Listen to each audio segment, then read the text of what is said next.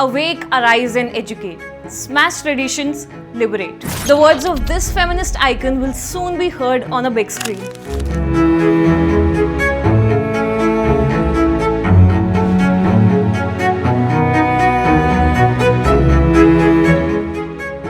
The film Phule, starring Patralekha and Pratik Gandhi, is finally set to release on 25th of April after being surrounded by so many controversies. आप समझ ही गए होंगे that I am talking about Savitribai Phule, the mother of Indian feminism.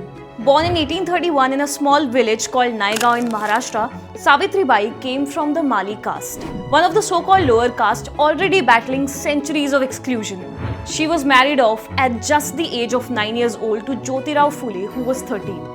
At the time, she couldn't read or write. But Jyotirao saw something in her, not just a wife, but a partner. He taught her. Later, when society shunned him for educating a girl, he didn't stop. He doubled down. Now they weren't just a couple. They were co-conspirators in the revolution. In 1848 Pune, जब लड़कियों का school जाना मना था, Savitribai became the first female teacher of India. And with her husband Jyotirao Phule, she opened the first girls' school in the country. But wait, it wasn't just about gender. She taught Dalit, Bahujan and Muslim girls, those who society had totally excluded. उस वक्त लोग उन पर पत्थर फेंकते थे. She used to carry a second sari क्योंकि पहली कभी ना कभी गंदी हो जाती थी. Still, she didn't stop. Now Savitribai wasn't just about schools. She was the first one to fight for widow remarriages, against child marriage and against the horrifying practice of sati.